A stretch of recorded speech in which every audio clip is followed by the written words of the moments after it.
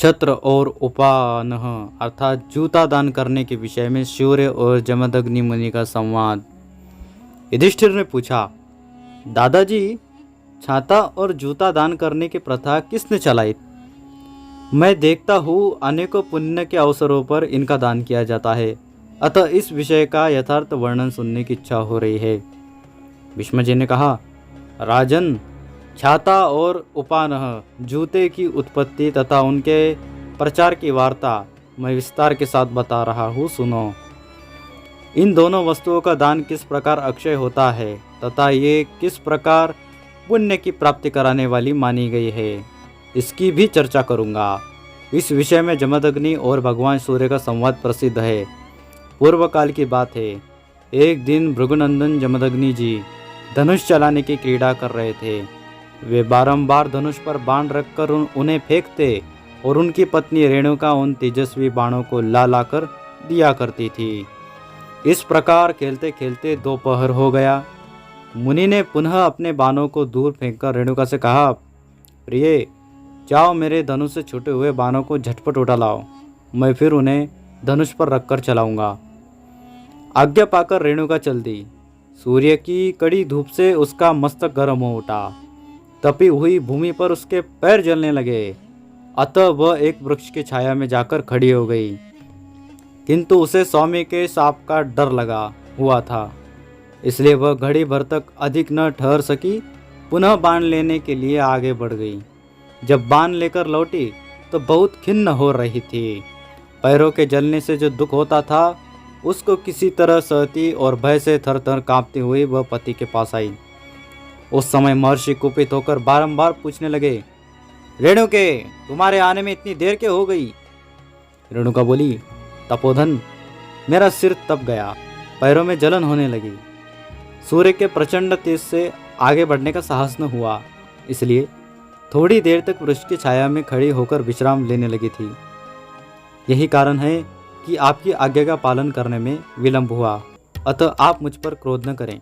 जमदग्नि ने कहा, प्रिय, जिसने तुझे कष्ट पहुंचाया है उस प्रचंड सूर्य को आज मैं अपने बाणों से मार गिराऊंगा। भीष्म जी कहते हैं, युधिष्ठिर, ऐसा कहकर महर्षि जमदग्नि ने अपने दिव्य धनुष की टंकार फैलाई और बहुत से बाण हाथ में लेकर वे सूर्य की ओर मुंह करके खड़े हो गए। उन्हें युद्ध के लिए तैयार देख सूर्यदेव ब्राह्मण का रूप धारण कर उनके पास आए और बोले, ब्राह्मण, सूर्य ने आपका क्या अपराध किया है? वे आकाश में स्थित होकर अपनी किरणों द्वारा वसुधा का रस खींचते हैं और बरसात के रूप में पुनः उसे बरसा देते हैं। उस वृष्टि से मनुष्य को सुख देने वाला अन्न पैदा होता है। अन्न ही मनुष्य के प्राण हैं। यह बात वेद में भी बताई गई है। अपने किरण जाल से मंडित भगवान सूर्य सातों द्वीप की पृथ्वी को वर्षा के जल से अपलावित करते हैं। उसी से नाना प्रकार के अन्न, फल, फूल और घास पात आदि उत्पन्न होते हैं। जात कर्म, व्रत, उपनयन, विवाह, गोदान, शास्त्रीय दान, संयोग और धन संग्रह आदि सारे कार्य अन्न से ही संपन्न होते हैं। इस बात को भी आप जानते हैं। भला सूर्य को मार गिराने से आपको क्या लाभ होगा? अतएव मैं प्रार्थना पूर्वक आपको प्रसन्न करना चाहता हूँ। कृपया सूर्य को नष्ट करने का संकल्प छोड़ दीजिए। सूर्यदेव की ओर प्रार्थना करने पर भी अग्नि के समान तेजस्वी जमदग्नि मुनि का क्रोध शांत नहीं हुआ। वे कहने लगे, मैं ज्ञान दृष्टि से पहचान गया हूँ, तुम ही सूर्य हो, अतः आज दंड देकर तुम्हें अवश्य ही विनय सिखाऊंगा। इसमें तनिक भी संदेह नहीं है कि अपने बाणों से तुम्हारे शरीर के टुकड़े टुकड़े कर डालूंगा। सूर्य ने कहा, महर्षि, आप धनुषधारियों में श्रेष्ठ हैं, अवश्य ही मेरे शरीर के टुकड़े कर सकते हैं। यद्यपि मैं आपका अपराधी हूँ, तो भी इस समय आपकी शरण में आया हूँ, ऐसा समझकर मेरी रक्षा कीजिए। यह सुनकर महर्षि जमदग्नि हंस पड़े और कहने लगे, सूर्यदेव, अब तुम्हें भय नहीं मानना चाहिए, क्योंकि मेरी शरण में आ गए हो। जो शरण में आए हुए को मारता है उसे गुरु पत्नी स्त्री गमन, ब्रह्म हत्यारा और मदिरापान का पाप लगता है। तात, इस समय तुम्हारे द्वारा जो अपराध हुआ है उसका समाधान सोचो, अर्थात तुम्हारी किरणों के ताप से मनुष्य की रक्षा कैसी हो, उसका कोई उपाय बतलाओ। यह कहकर जमदग्नि मुनि चुप हो गए। तब सूर्य ने उन्हें छत्र और उपानह जूते देते हुए कहा, महर्षि, यह छत्र मेरी किरणों का निवारण करके मस्तक की रक्षा करेगा और चमड़े के बने हुए ये एक जोड़े जूते आपके पैरों को जलने से बचाएंगे। आप इन्हें स्वीकार कीजिए। आज से संसार में प्रत्येक पुण्य के अवसर पर छाता और जूतों का दान प्रचलित हो जाएगा तथा इसका फल भी अक्षय होगा।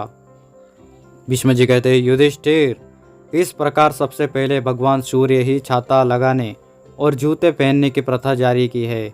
इन वस्तुओं का दान तीनों लोकों में पवित्र माना गया है। जिसके पैर जल रहे हो ऐसे स्नातक ब्राह्मण को जो जूते दान करता है वह शरीर त्याग के पश्चात देव वंदित लोकों में जाता है और बड़ी प्रसन्नता के साथ गोलोक में निवास करता है। भरत श्रेष्ठ, तुम्हारे प्रश्न के अनुसार मैंने यह छत्र और उपानह दान करने का पूरा फल बताया। तो मित्रों, इस प्रकार जूते और छाता दान करने की प्रथा शुरू हुई। ये कोई विदेशी प्रथा नहीं है, ये हमारी सनातन संस्कृति की ही प्रथा है। और जमदग्नि मुनि वे है जे परशुराम जी के पिता है। कलयुग में दान करना ही सर्वश्रेष्ठ है। इसलिए मित्रों, आप भी जूते और छाता दान अवश्य कीजिए। यदि आप में सामर्थ्य हो तो अवश्य दान कीजिए। वीडियो पसंद आए तो वीडियो को लाइक, सब्सक्राइब, शेयर, चैनल को सब कुछ कर दीजिए। तब तक के लिए चलते हैं। जय श्री कृष्णा।